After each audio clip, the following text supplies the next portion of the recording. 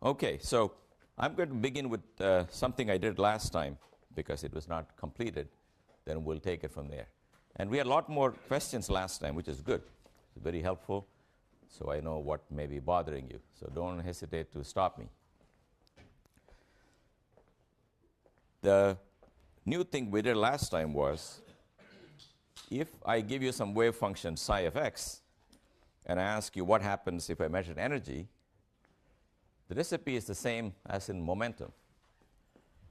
You got to find functions called psi sub e of x, which are supposed to be states in which if the electron was there, it'll have a definite energy. Now, not worrying for a moment on how you get them, the recipe for what happens when you measure energy is that if you're given some arbitrary function psi, that's a state the particle is in, and you're asking, what happens if I measure energy? What will I get? The instruction is to write that function as a sum over these functions, each associated with a definite energy. And once you have done that, the probability that you will get a certain energy E is equal to the absolute value squared of that particular coefficient. Not different from psi sub p, same rule. And the rule for A sub E is also the same or similar. A sub B is the integral of complex conjugate of this function associated with definite energy times the function you're thinking about integrated over space. It's the same rule. So it can happen, problem can take many forms. Sometimes one can give you a function psi of x, then you take all these functions, do all these integrals, find all the coefficients, and you square them. Other times the coefficients may be given to you, you just ask, what's the odd for this energy or that energy? But now the question is, what are these functions psi e of x? Whereas functions of definite momentum are given once and for all by this formula, e to the ipx over h bar. I wish I could give you a function of definite energy and say, these are functions of definite energy. Maybe instead of p, there'll be some e on the top. No, it's not like that. You've got to do a lot more work. Because the reason is that the functions of definite energy depend on what the energy is in classical mechanics. And in classical mechanics, the energy depends on the momentum and on the potential energy. That means on the position. Every problem has a different formula for E. If it's a harmonic oscillator, this will be 1/2 kx squared. If it's a particle moving up and down in gravity, it could be mgey. If it's two particles connected by a spring, it'll be something else. So in each problem, or electron in a hydrogen atom, is the Coulomb force, Coulomb potential, E1, E2 over r squared times some 4 pi's. So in each problem, there's a different V, and for each V, you got to find the E. You got to find the functions. And what is the rule? The rule is the following. You have to solve the following equation, called the Schrodinger equation, d2 psi over dx squared plus vx psi x equals E times. You just have to solve this equation. So let's not worry about how you solve it. That's a problem in mathematics. But the point is that given a potential V, you come to this equation, and you go to the math department and say, give me all the solutions of this equation. And they'll give you all the solutions of the equation. They will find, in fact, only for certain special values of E does the equation have acceptable solutions. And for each one, they'll give you the solution, and you start with that solution and do all of this. You follow that? That's the program. So I did a very simple example last time, which was two examples. First, I said, take the problem with no potential, no force. Particle is free of all forces. Then the equation is very simple. Minus h bar squared over 2m d2 psi over dx squared. There is no v psi, that is just e psi. So let's rearrange this to the following form. d2 psi over dx squared plus k squared psi equal to 0, where k squared is just 2 me over h bar square. I've just, if you multiply by 2m over h bar square, you will get this equation. Since this combination appears all the time, I want to give it a name, k squared. But you must understand, okay, what's the relation of k to anything else you know will be clear in a minute. So what's the solution to this one? We can write them in terms of sines and cosines, but I want to write them in terms of exponentials, and the solution was, there are two solutions. One is e to the I kx, where k is defined that way. Other is e to the minus ikx. You can check if you took this function and take two derivatives of either this term or that term, both will give you minus k squared times the function itself. Because every time you take a derivative, you bring down an ik or a minus ik. But if you do it twice, it's minus k squared. And a and b are arbitrary right now. There is no restriction coming from that equation. And what is k?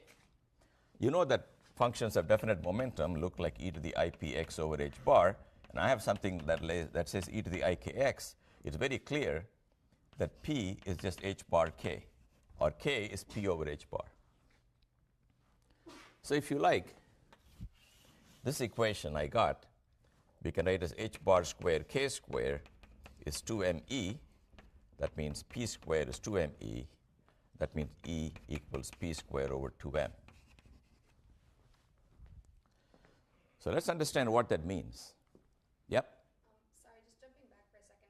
At the bottom of the top board, yeah. You wrote the E for classical mechanics. Yeah. And then did the equation to the right of that come from that? In a way it does.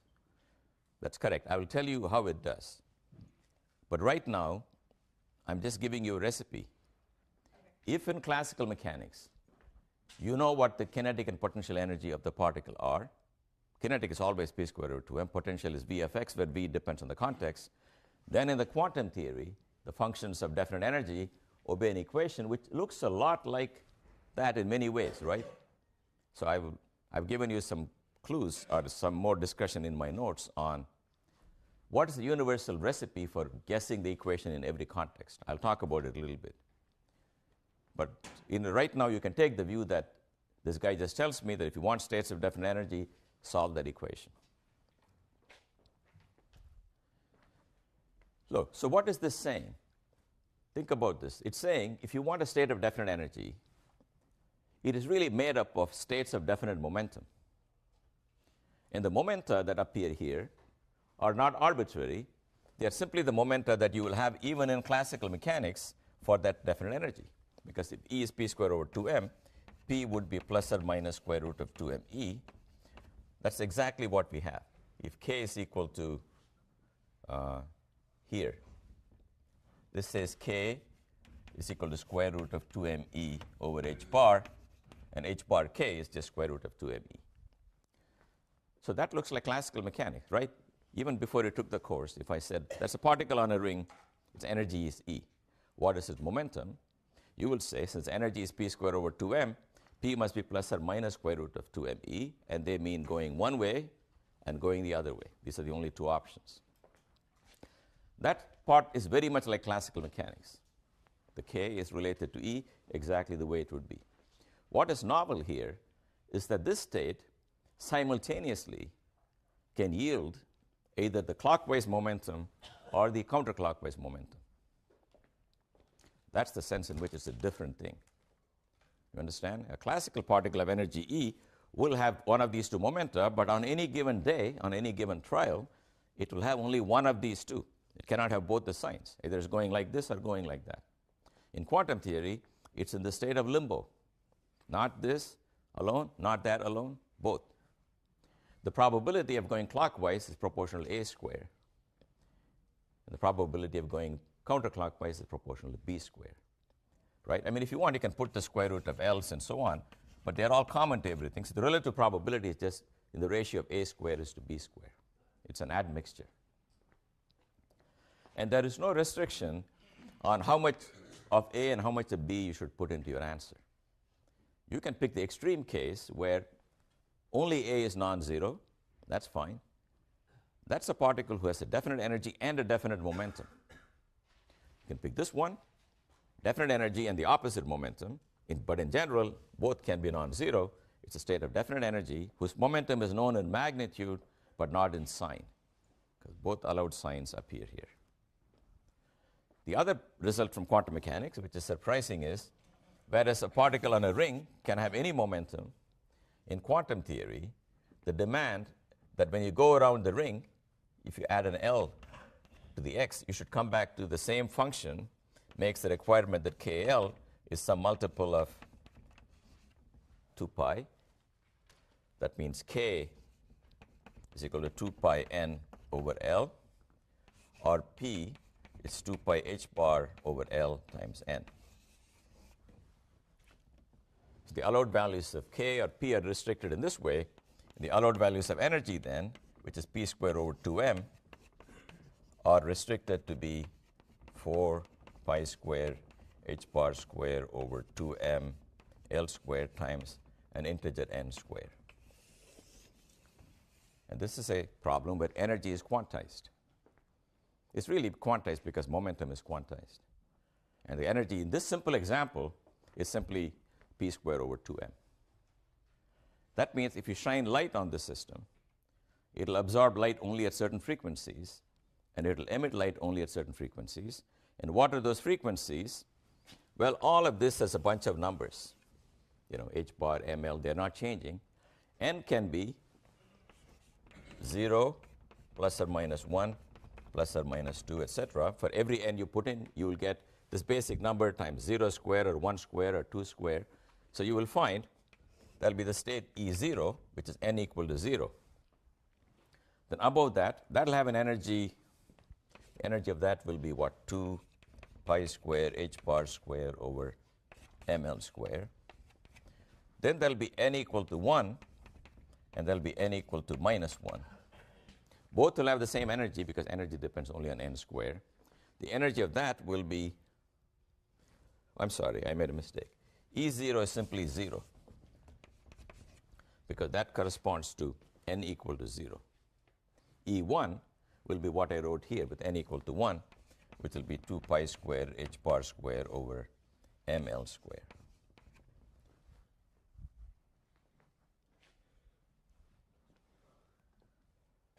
So what I'm saying is, at a given energy, you can have a state of right moving clockwise or anti-clockwise momentum, or a crazy mixture of the two. But normally, if you wish, you may select from these mixtures two special cases, one which is all A and one which is all B. We like those because now we can visualize them as states having a definite momentum clockwise, definite momentum counterclockwise. And that's what one really means by drawing two lines of that energy. So if you absorb a photon, you got to give an energy equal to the difference of these two numbers, which is that. And that will be the h bar omega of your photon. And if you emit a photon and come from there down here, that photon frequency will be given by that. So this is how a quantum system is usually probed. We cannot actually look in and see anything. We deal with it by shining light. And we see what light it absorbs, what light it emits. The frequency of light is a clue as to energy level differences. You understand? Not to the energy themselves, but the energy level difference that turns into photon energy. But you can put together the levels by putting together all the differences. So you measure all the differences. So one famous line is the hydrogen 21 centimeter line. Hydrogen atom has two levels, which are very close, and the wavelength of that is 21 centimeters. It's a standard fingerprint of hydrogen anywhere in the universe. And sometimes, if the wavelength is not 21, but 22, we can say, why is it 22? The wavelength is longer. Maybe it's not hydrogen. Maybe it's somebody else. But the answer is that it is hydrogen, but that galaxy is moving away from you. So that its light is Doppler shifted into the red. And if something was coming towards you, it would be blue shifted. So you can tell, if you believe that hydrogen atom all over the universe are the same hydrogen atom, and the frequency shift is only due to the motion of the galaxy, you find two things. First, what is it made of? And secondly, what's the speed of the galaxy. So the redshift is what one uses to find the whole story about galaxies. Yes? In the context of a photon, or I mean, like an atom being excited by a photon, what does the L correspond to? What is L for an atom, right? That's your question. Now, this is a fake atom. This fake atom is an electron moving on a ring, correct? That L is actually the size of that ring. You can go to a lab and you can make a ring of certain micron. Then the mass of the electron is known. That L will be the length of the ring. For an atom, what you have to do is that you must solve this equation where V of x is equal to what? In 3 dimensions, it will be the charge of the nucleus, which is Z times the charge of the electron, and is attractive 4 pi epsilon 0 r, which is the separation between them. So you'll have to solve a similar equation, but that equation will have d by dx and d by dy and d by dz and so on, right? It's in 3 dimensions, but this v of r will determine the allowed functions in that problem. That won't be an L, but a certain size will emerge even from that problem. That size will be the size of the orbit. For example, if you look at the function, the lowest energy state will look like e to the minus r over a0 times some number, where a0 is called the Bohr radius. That will be roughly 10 to the minus 8 centimeters. That a0 will be a length. You can say, where is the length in the hydrogen atom, right? It's no box. The length is the length made out of E, h bar, m. Okay, you can make a length out of those things, and that's what will come out.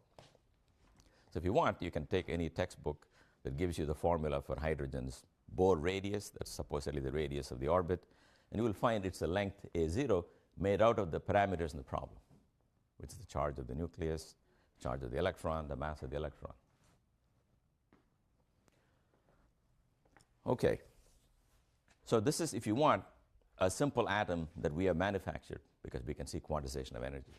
Yep. When you know the potential is 0, is it possible to measure both momentum and position, in that if you measure the energy and the position, don't you know something about momentum? No, but you cannot measure energy and position at the same time either. Okay. Because energy, what you can really measure at the same time is energy and momentum. Because if you can measure p, you can measure p squared or p cubed, or any function of p. Because knowing a state of well-defined momentum in this problem doesn't do anything to the energy, because once you know that momentum is p squared over 2m is the energy. So it turns out this is a fortunate case where the two variables, energy and momentum, are simply related to each other in the fact that one is essentially the square of the other. But if you have two variables, one involving x and p at the same time, then you cannot measure that simultaneously with either x or with p. Yes? What is A naught again? Pardon me? What is A naught. Gee, I don't know. Bohr radius, I think it's h bar square over m e square, but you have to check. I don't guarantee that answer, but I think it's something like that. You can see if it's got at least units of length. Yeah, I'm too lazy to try that. I think it's something like this. Anyway, suppose it is something like this. My main point is it is a length made out of Planck's constant, the mass of the electron, and the electric charge. Together, they make a length. And that's the length that controls the size of the orbit. All right, so this was the simpler problem. Now I want to take a more complicated problem of what I call a particle in a box. So that's a potential. See, normally, if you make a hole in the ground, it may take this shape, and this is the location, and this is the height. But the height is just the potential energy directly, because it's mg times the height. So imagine a particle somewhere here. In classical mechanics, by the way, the rule for doing quantum mechanics is, in classical theory, what's the potential experienced by the particle? That's what you ask. And it is that potential that enters this crazy Schrödinger equation. So you need to know classical mechanics before you can do quantum mechanics. You should know what potential the particle experiences in classical theory and stick that into this equation to find the allowed energies in quantum theory. So if it's a vibrating system, there is some omega for vibrations. That omega is root of k over m, and you can get k from that one. Or if it's a system like an atom where there's an electric charge between them, electric force between them, you should know the electric potential. So you should know the potential in classical mechanics, and then you do the quantum theory from there. So imagine a particle in this potential in classical theory, and you ask yourself, what does it do in quantum theory?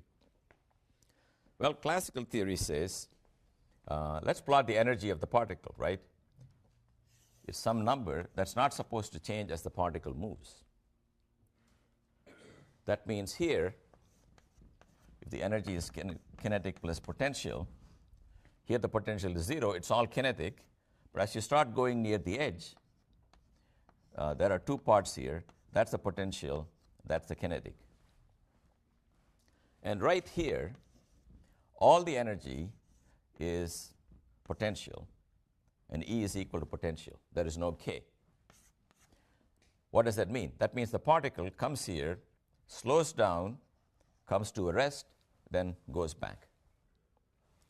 It can never be found here if it had this energy, because it's got more, it's got more potential energy than total energy.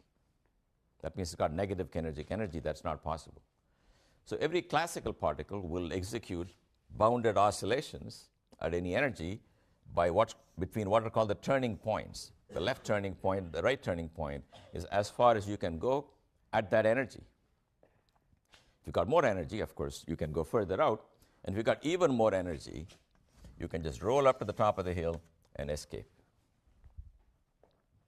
That's classical mechanics. Now we want to ask ourselves, in quantum mechanics, what does the particle do? That's our goal. So I'm going to take a following simpler problem because it's mathematically easier. I'm going to take a potential that looks like this. It is V0 to the right of L, is V0 to the left of the origin, and it is 0 here. It has got very sharp walls because that makes it easy to solve the equation. In real life, potentials are rounded off. My fake potential has got sharp corners. And I want to take a particle of some energy and ask, what are the allowed energies in this problem? And what do the corresponding functions look like? That's what we're asking. So the rule is to go back to that equation, which now takes the following form, d2 psi over dx squared. I'm going to stop writing the subscript E. From now on, you should understand I'm trying to find states of definite energy E. 2m times E minus V psi equal to 0. I've just rearranged the Schrodinger equation so that it looks like second derivative plus all kinds of stuff. So how do we solve this problem? Well, V varies with position. So there are three regions in the problem. There's region 1, inside the well. Inside this well, V is 0. Outside this well, in region 2, it's equal to V naught, some constant. Likewise, in region 3, to the right of the well, it's also V naught. So we're going to solve this equation in three different regions: middle, left, and right. Okay, first let's solve it in the middle because it's very easy. So what is the middle defined as? Middle, region 1, V is equal to 0. So the equation is d2 psi over dx squared plus 2m E over h bar squared is 0. So let me write it as d2 psi over dx squared plus k squared psi equal to 0, just like before. This k is the same as before. K is equal to square root of 2m E over h bar. In region 1. So what's the answer to that one? Again, it's exponentials, but I'm purposely going to write it in region 1 as follows. as A cosine kx plus B sine kx. I hope you all know that besides exponentials, our old friends, the trigonometric functions, are also solution to this equation. Because the second derivative of cosine is roughly minus the cosine. Second derivative of sine will also give you minus k squared times the sine. So rather than using exponentials, I'm going to use sine and cosine because I have an ultimate motive. You realize that exponentials and sines and cosines are all connected by Euler's great formula. So if I want, I can take e to the ikx and write it as cos plus I sine, e to the minus ikx, write that as cos minus I sine, combine the cosines and call the coefficient A, combine the coefficient for sine and call it B, and get this form. There are two alternative ways. You just write this, you will see why I picked that. That's the answer in region 1. We are all set. Right now, A is arbitrary, B is arbitrary, and K is arbitrary. There is no restriction at all on any of them. Do you understand that? Because if you take this function, it satisfies that equation absolutely. So the free parameters are A, B, and K are all arbitrary. That means it can have any K. But the energy is h bar squared K squared over 2m, so it can have any energy. But we're not done yet because we only looked at region 1. I have to look at region 2 and at region 3, then you will find out what happens. So let's go to region 2. So in region 2, the equation obeyed by the psi, let me call it region 2 over dx squared equals minus 2m over h bar squared times v 0 minus e psi.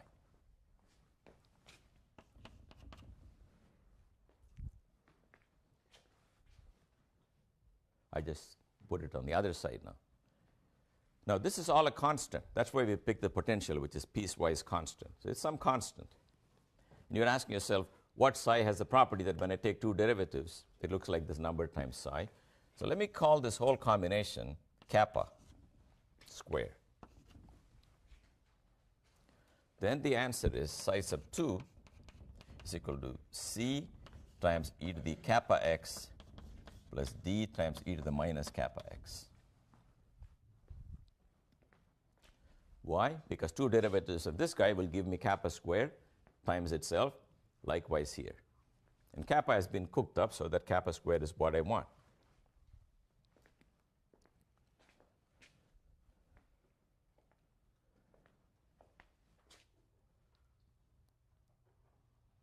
Yes, now so kappa is equal to 2m over h bar squared times v0 minus e under root.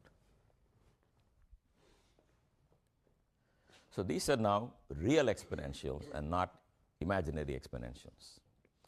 The reason that used to be sines and cosines or imaginary exponential is that inside the well, e minus v is a positive number. Outside the well, I'm assuming that e minus v is a negative number. In other words, I'm going to consider the well to be, in the end, infinitely deep. And the energy of the particle, whatever it is some finite number. Because I want to send the walls to infinity.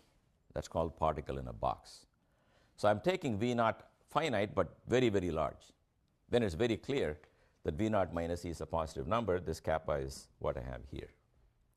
Now look at these two functions. This function grows exponentially as you go to the right, to plus infinity. That means the wave function describes a particle that would rather be at infinity than anywhere near this well. So it's not the problem we are describing where the particle we expect is somewhere near the well. Furthermore, the square of psi can never be normalized to 1 because an exponentially growing function, the area under that is exponentially large. There's no way to fix that. So on physical grounds, we drop the solution because we don't have to pick c to be non-zero. We have the freedom, and the physical condition tells you no one wants a function growing at infinity. We want functions falling at infinity. This is the only function that falls at infinity. And how does it fall at infinity? How does it fall off? it looks like e to the minus square root of 2m over h bar squared times v0x. I'm ignoring e compared to this very large v0. Okay, I'm taking v0 much, much bigger than any energy I'm looking at. So it's falling exponentially, and the number on top is like square root of v0. So what do you think happens if v0 becomes very, very large? Well, if you plot the function that's exponentially falling, it falls like that.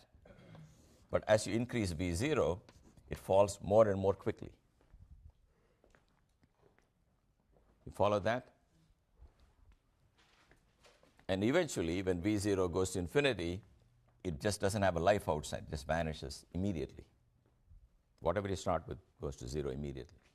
That basically means psi 2 of x is just 0 in region 3. Region 3 if v0 goes to infinity.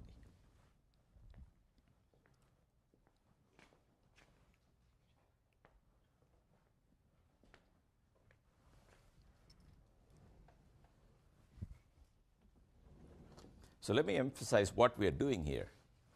We have a particle in some kind of well, which is very, very tall, not yet infinite, and you give it some energy E, which cannot change. In this region, in classical mechanics, that would be the entire kinetic energy because potential energy is 0. What about here? This is the total energy available to you. Potential energy is all of that, so kinetic energy has to be minus some number. That can never be. That means that particle will never be found in the region outside this well. You understand? As long as the energy is less than the energy it takes to go to the top of the barrier and climb out, a classical particle, imagine rounding it off. You can come rolling with any energy. If you don't have enough energy to go over the top, you cannot be found in this region. But in quantum theory, as long as the well is not infinitely large, that's a small, exponentially small decaying wave function. So a classical particle will turn around at the classical turning points. A quantum particle will go slightly outside the forbidden region, into the forbidden region in both directions of the well. That is a purely quantum phenomenon. It is forbidden, meaning it's discouraged from going there, but it's not absolutely forbidden. Okay? That's called going over the, well, it's going into the classical forbidden region. But as the barrier gets higher and higher, the excursion into the forbidden region becomes less and less because the function falls very rapidly. And I'm considering, for simplicity, a barrier which is infinitely tall, in which case it doesn't go there at all, even in quantum theory. Therefore, by a similar argument, psi is 0 here, and psi is 0 here. And in region 1, I've shown you psi is equal to A cosine kx plus B sine kx, where the energy is related to k by h bar squared k squared over 2m. So first, when we did only region 1, we get the impression that A and B and k can be whatever you like. But now we have an extra restriction.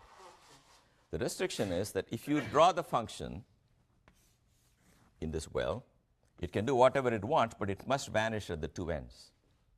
Because it's 0 here and it is 0 here. Just by continuity of psi, every psi that's allowed must vanish at the two ends. That's the new restriction. Because the function that I have here in general will not vanish at the two ends. But I'm going to demand that it vanish. That will tell me something about the allowed values of A, B, and K. We'll see what it is. First, I demand that psi should vanish on the left edge of the wall, which is the wall at x equal to 0. This is the wall at x equal to L. Psi of 0 should be 0. I take the function I have. When this is 0, x is 0, that guy is gone. I get A times cosine 0, which is just A. But that has to vanish. That means the coefficient A has to vanish. It is not allowed. So even though it looked like, before we went to the other regions, you can have any A and any B. If you're only in the middle region, that's correct. But if you want to connect your answer in the middle region to a 0 on either side, then the coefficient have to be such that the side that you have in the middle vanishes at the left end. So A is gone. So I'm now left with only the following thing. Psi of x is equal to b sine kx. We did not have to kill b because at x equal to 0, the sign vanished. So it was allowed. But now I demand furthermore it should vanish at x equal to L. Well, at x equal to L, what do I find? I want 0 to be equal to b sine kl. That should be 0. Now, one simple way to get that is to kill b. Say b equal to 0. But then you got no solution. You killed a and you killed b. Certainly true that psi equal to 0 is a solution to this equation, but it doesn't describe anything.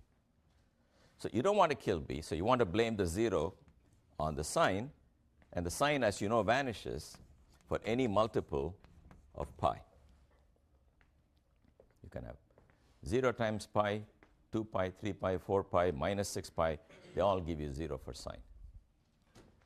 Therefore, k is quantized to be one of these numbers. Therefore, k has got only values n pi over L. I'm going to call it k sub n.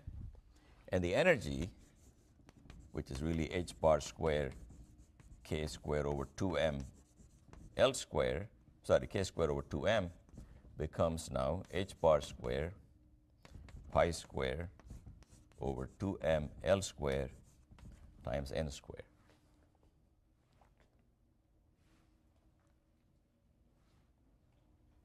And psi looks like b, psi sub n looks like b sine, let's see, n pi x over L. You guys see that? These are the allowed functions. The sine function is very nice.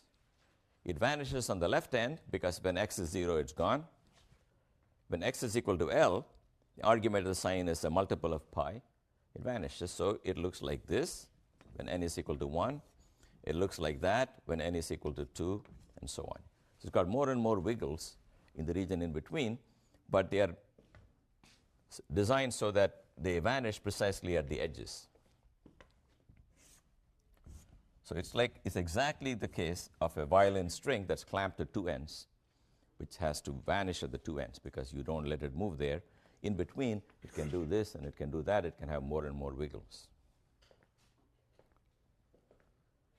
So what you find is, of the three things that we thought are arbitrary, A is gone, and K is not arbitrary.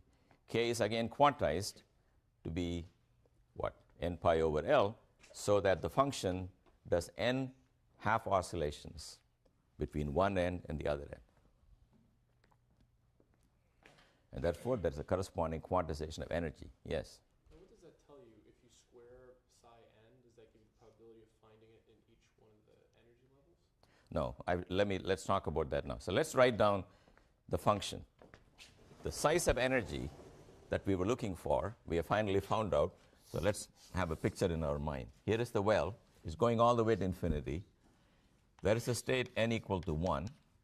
And the function looks like, function looks like this. Then there is a state, let me draw it right there. It looks like that, n equal to 2, and so on. In the psi sub n, let me label the energy by n, is equal to some constant b times sine n pi x over L. That means if you want a particle in the well to have a definite energy, the wave function must look like one of these sine functions. It must look like this, or it must look like that, or the higher harmonics. They are the only allowed functions for states of definite energy. Now, before I answer any further questions, the allowed values of n here, you might think are 0, plus or minus 1, plus or minus 2, etc. But I claim they're just 1, 2, 3, and so on. You should think about why. What's wrong with n equal to 0? that a possible value?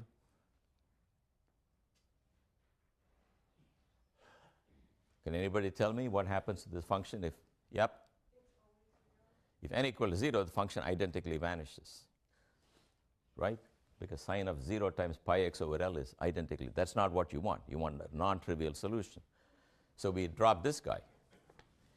But how about n equal to minus 1? Why don't I keep that?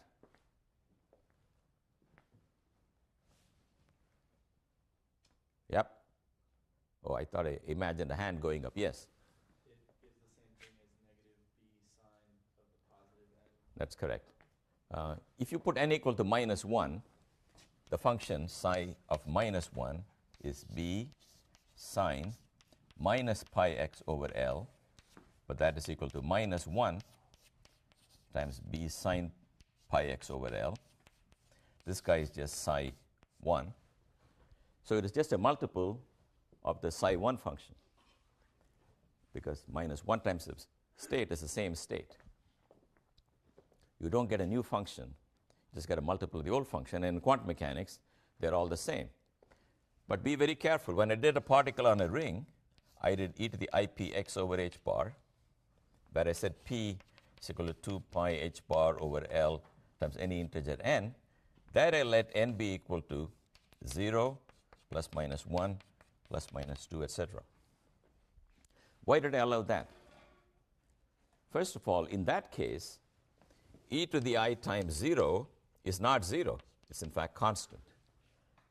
So for a particle going in a ring, the 0 momentum state is actually allowed. And plus 1 and minus 1 are not the same, because e to the IPx and e to the minus IP, I forget the h bar, they are not proportional to each other. You understand that? You can never write e to the IPx as a multiple of e to the minus IPx. You see that? If there were such a multiple, let me call the multiple as n, then n is really e to the 2IPx by bringing it the other side. That's certainly not a constant. So e to the IPx can never be converted to e to the minus IPx by multiplying by any number, so it's an independent solution.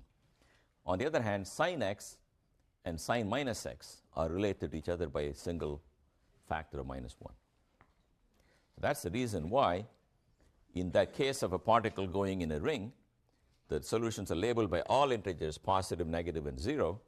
For a particle in a box, they're labeled only by positive integers. Negative integers give you the same function, and 0 kills the function, so that's not allowed. Okay, so what about B? What shall I do with B? What equation is going to determine B?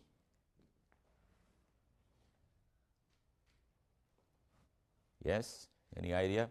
Yep. We want psi to be normalized, Right. So first of all, the equation will never tell you what B is. That's what I want you to understand. The equation that I've written here for the energy functions on the top, if psi sub B is a solution, you can multiply both sides by any number, like 15. Then 15 times psi will also be a solution. That's a property of a linear equation, that the answer is not given in overall scale. Give me one answer, I rescale it, it's still an answer. So linear equation will never tell me the overall size of the function. That is picked by the extra convenient restriction that psi square dx be equal to 1. That will determine B, and I'm claiming the answer is it's square root of 2 over L is what you want B to be. The answer is again simple. The average value of sine square over a half period is 1/2. If you square and integrate over L, you will get L over 2. So B squared times L over 2 should be 1, and B should be therefore root of 2 over L. So let me write down now the final result of this problem, which I think is very, very instructive. If you can follow this much, you really got 80% of the quantum mechanics I want to teach you, if you're comfortable with this example. Because we are trying to find out, in quantum theory, you got a particle in a box, which is like a hole in the floor, which is so deep that it's infinitely deep. But even if it's not infinite, but very deep, the answer is good enough. You want to know what it will do. In classical mechanics, what will it do? If you're a particle in a box, what's your lowest energy state? Yes? Floor of the box. If you're in a prison with infinitely tall walls, you just sit on the floor and mope, right? That's the lowest energy state. But that's not allowed in quantum mechanics because you have a definite x, which is wherever you're sitting, definite p, you're not moving. Such a state is not allowed. So in quantum mechanics, a particle cannot simply sit still. Therefore, it will necessarily have an uncertainty in position. And it will try to spread itself over the box. And the typical uncertainty is of order. If I say, where is this particle? I don't know anything. It's got to be somewhere in the box. That's the estimate for delta x. So delta p is got to be bigger than h bar over L. Forget all the 2 pi's. So it cannot have zero momentum. Its momentum has to be fluctuating with that range. And the kinetic energy, which is in fact the total energy inside the box, which is p squared over 2m, the size of that is h bar squared over 2m L squared. So that is your estimate for what should be the energy of a particle in a box of size L. So what happens is the box of size L forces it to have a spread in momentum because you squeezed it to position known to within L. The spread in momentum translates into spread in kinetic energy. And if you take the spread in kinetic energy to be a rough estimate of the lowest kinetic energy I could have, you get a number which, except for factors of pi, is in fact the right answer. So people always estimate energies of particles by doing this calculation. For example, take a nucleus, which is 10 to the minus 13 centimeters across. I put a proton there. What's the minimum kinetic energy of that proton? You find by the following method. Delta x is 10 to the minus 13 because it's somewhere in the nucleus. Delta p is that, and you do that, you'll get some energy. That'll be the typical energy of a particle inside the nucleus. So particles inside the nucleus cannot sit still. More you cram them, it's like children. You put them in a tighter room, they're jiggling more and more. Okay? That's called zero-point motion. You just cannot nail them in x without letting them spread in p. That means you cannot get lowest energy. So the lowest energy is some number you can estimate by the uncertainty principle. So the next question was, let's take one of these functions, say psi sub 3. The square root of 2 over L sine 3 pi x over L. If you plot that guy, that function will look like this. Now, what was your question? If I measure the particle's position, what's the probability? You just got to square this function, which will look like this. That's the probability. If you measure the energy, what will you get? You will get exactly one energy corresponding to n equal to 3. It's in a state of definite energy, but not definite position.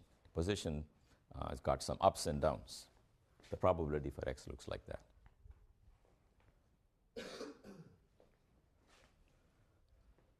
So everyone with me? This is like knowing the spectrum of this artificial atom. In a real atom, the electron is forced to stay near the nucleus because the 1 over r potential, if you plot it as a function of r, looks like a well. And the particle is somewhere here. In this problem, the particle is confined by the box. Whenever you have a confining thing that keeps the particle in a certain region, the energy gets quantized. And we have found out in our first example the quantized energy levels of a particle in a box. And you can probe the particle by shining light, and the energy levels are plotted like this. This is n equal to 1. This is n equal to 2, which is n equal to 3. 0 is here. The 0 state is not allowed. You've got to have n equal to 1, and 4 times that will be n equal to 2, and 9 times that will be n equal to 3. Energy grows like n squared. And then you can come from there to there emitting a photon, or you can go from there to there emitting a photon. You can go from here to here absorbing a photon. You can do all kinds of things. That's how, if you want, you can test quantum mechanics. Put up a known particle inside the well and shine light and see what light it absorbs. Yep.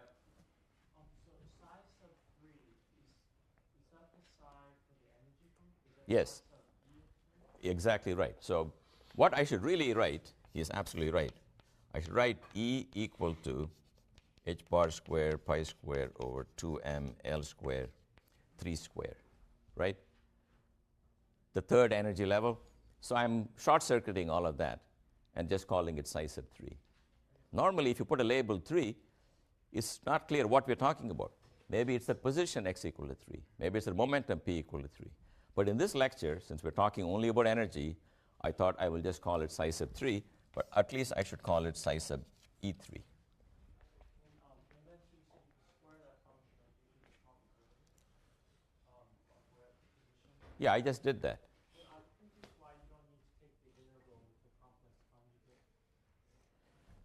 You can take the complex conjugate, but for a real function, you can just square it, right? You understand? If psi is real, psi star is the same as psi. So psi star is also 2 over L sine 3 pi x over L. So psi star psi is just a square. On the first board at the top, you have A sub E equals the integral of psi star E times psi of x. Yeah. And so I'm wondering why there's no like analog. Why we're not doing that. No, I think I know what the problem is you're having now. That formula is not relevant now. I'll tell you when that formula will come into play. Okay? It'll come into play in the following situation. I have a particle in a box whose wave function looks like this. Somebody put it in that state. Okay? It's an allowed wave function because it vanishes at the ends like it should. Beyond that, it does anything it wants. That is my psi of x, okay? If I measure the energy of that guy, now you tell me, if I measure the energy in that state, what answer will I get?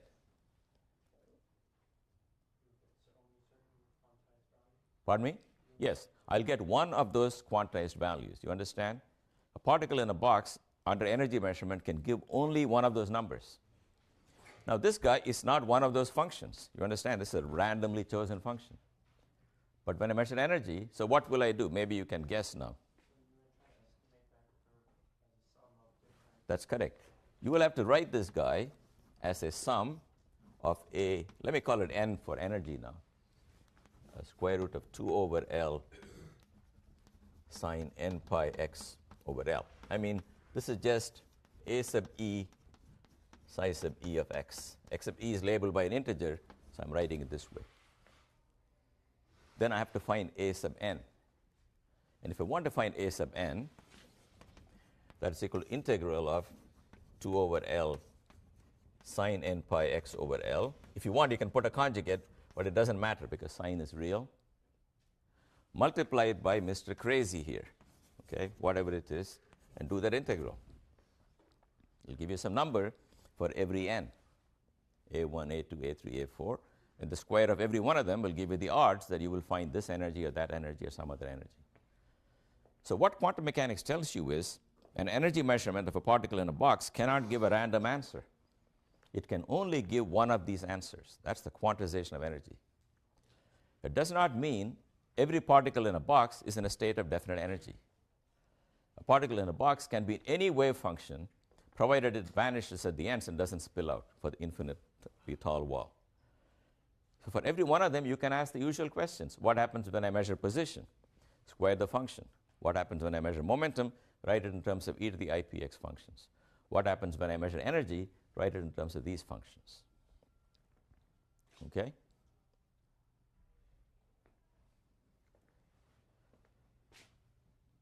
All right, so I want to do one last topic here, which is called scattering. But I don't want to proceed till you guys have understood this part. This is covered in all the books. Maybe you can read the books or you can read my notes. You can talk to everybody. What we have solved. From this, all quantum problems that we all do are exactly isomorphic to this problem. It's the same thing we do over and over again. Except the equations you solve are more difficult. They can be in higher dimensions. They can involve more than one particle. The potential could be complicated.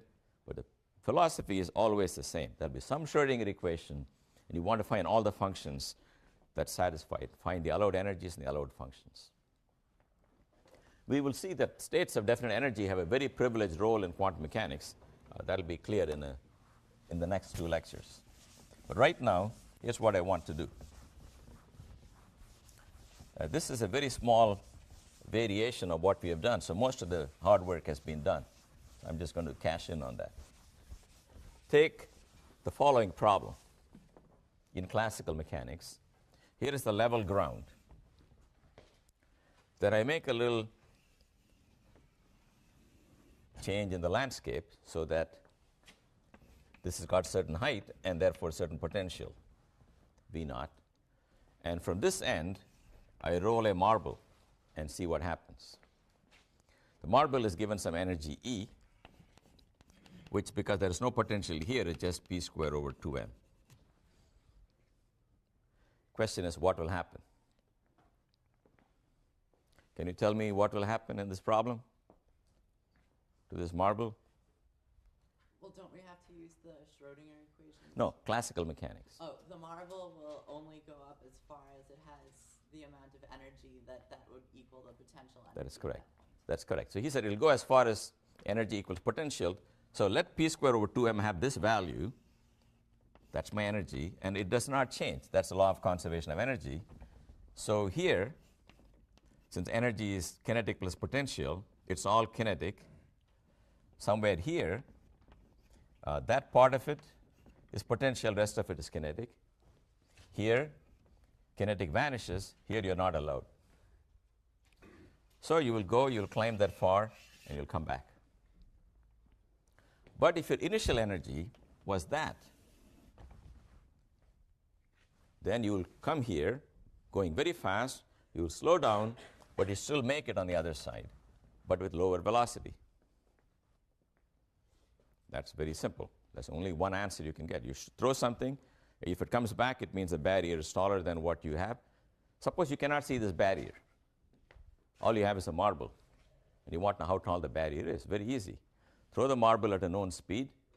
If it comes back, then you haven't reached the top of the barrier. Keep on increasing the kinetic energy till one day it doesn't come back. But that's when you're sitting right here. That's one way to tell how tall this hill is without actually going there. But now what I want to do is to do a quantum mechanical experiment in exactly the same situation. I want to send a particle from the left, and I want to see what happens. So now, to simplify the problem, I'm going to take the potential to, again, have only two values. At x equal to 0, it jumps to a value v naught. So this problem is just the Schrodinger equation in the left region, Schrodinger equation in the right region. So I'm going to spare you some of the calculation because it's so familiar. One will look like a e to the ikx plus b e to the minus ikx, where k square is just 2me over h bar square here. First, let's take a case where E is bigger than V naught, okay? Then I go to region 2. Region 2, I got to solve a Schrodinger equation with a V naught in it.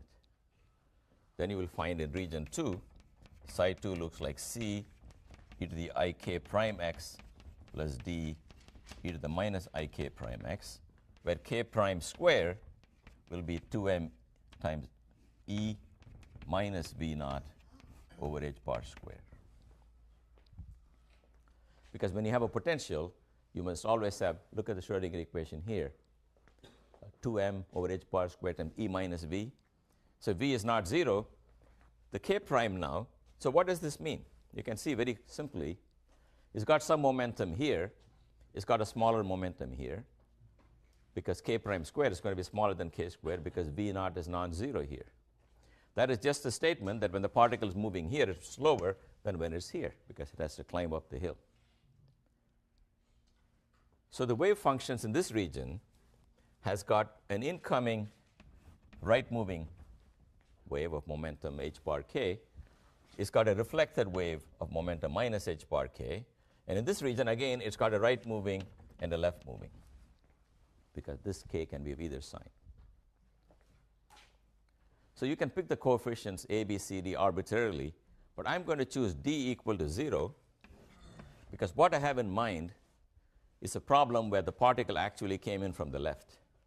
If it came in from the left, I'm prepared for some of it coming back, reflected, and some of it getting transmitted. There's nobody coming in from the right at plus infinity because I'm not sending anything from there. I'm sending my particle from the left. So I pick a solution in which d, which is anything, I pick that to be 0. So here is my two solutions. I hope you understand that k and k prime are not the same number. K prime is smaller because the momentum on the right-hand side is going to be less because some of it's eaten up by potential energy. So what people do is they draw a picture like this. They draw a wave that's going at some speed, and it comes in this region, and it slows down. That's what the function will look like. The real function is made of exponentials, but the real imaginary parts will have rapid oscillations on the left and slow oscillations on the right because k is bigger than k prime. Very good. So now I have the following condition. At the interface where the two regions meet, the psi must match from the left and from the right. So at x equal to 0, coming from the left, I want psi 1 at 0 should be the same as psi 2 at 0. That will tell me that a plus b equal to c. Because if you put k equal to 0, if you put x equal to 0, all the exponentials become 1, and a plus b must be equal to c. There's a condition that if you come from the two sides, the wave function has to match. But in the Schrödinger theory, you make a second requirement that the derivatives also match. The two functions coming from the left and right cannot join like this. They must join with the same slope. The reason the slope must be same is that if the slope change abruptly at one point, the rate of change of slope will be infinite there, because d2 psi over dx squared is the rate of change of the slope. But in the Schrödinger equation, the second derivative of psi, if it's infinite, there is no compensating terms in the equation because e and v are all finite. So that infinity will not be balanced, so you can never have that. So second derivative must be finite, first derivative must be continuous. So I make the requirement that d psi dx in region 1 at x equal to 0 must match d psi 2 dx at x equal to 0. What does that give me? Well, take the derivative and equate them at x equals 0. You will find ik times a minus b is equal to ik prime times c. Right? Take the derivative and then equate the derivatives at x equal to 0. Derivatives brings down ik for this, minus ik for that, blah, blah. You put them together. So these are the two conditions. Now, what causes mild panic is that I have three unknowns and two equations, because I got a, b, and c, and I got only two equations. So what do you think is going on? Anybody have an idea?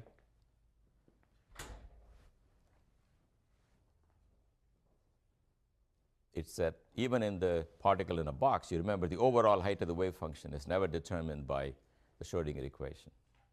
It's whatever you like. So what people do is they say, let's pick a equal to 1. That sets the overall height arbitrarily.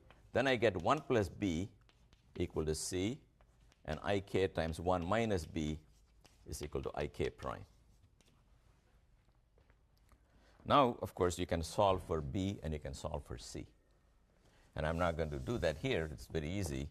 You're going to find b is equal to k minus k prime over k plus k prime. You're going to find c is equal to 2k over k plus k prime. That's simple algebra of simultaneous equations. But I want you to look at the answer. You remember now what a, b, and c are. A comes in, b goes back, and c goes to the right. What do you find strange about the answer? Is that if you came in from the left with an energy bigger than the barrier, there's a certain probability that you will go backwards. In classical mechanics, if your energy is more than the barrier, you will never come back. Probability is 0. In quantum theory, even though your energy is more than the barrier, there's a certain probability to get reflected and a certain probability to get transmitted. The square of this is like the odds of going to the right.